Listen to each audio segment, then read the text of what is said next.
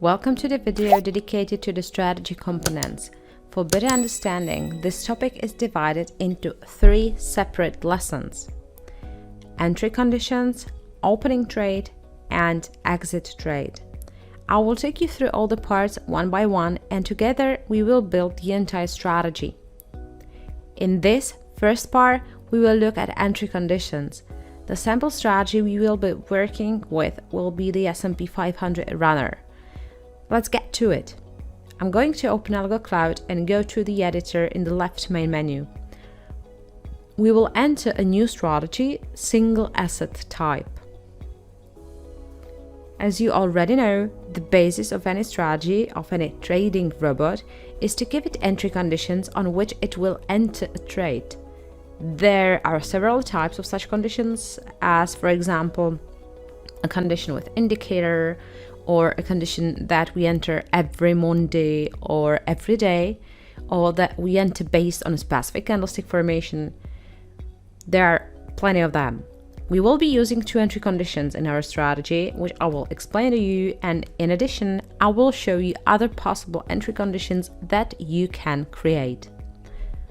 The first condition of our strategy is well known and generally very used.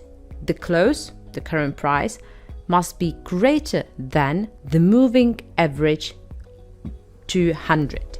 I click on Add New Condition. Since I'm using comparisons, specifically greater than, I find the comparison section and select greater than. In the list, you see that there are large number of comparison types that you can use.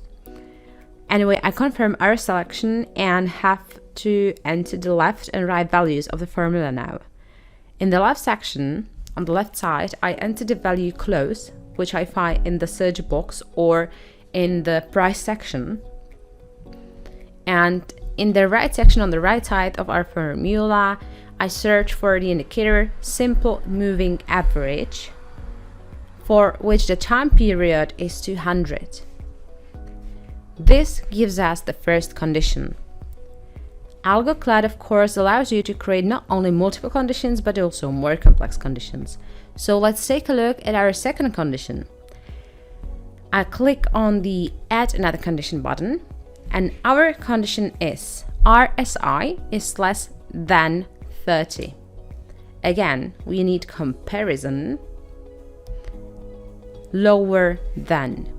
On the left hand side, I need an RSI or Relative Strength Index indicator with a time period of 5.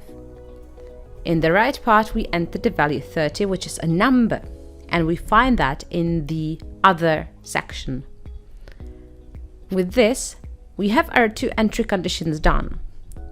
At the same time, I would like to point out that we have an AND here, and what that means in practice is that both conditions must be met.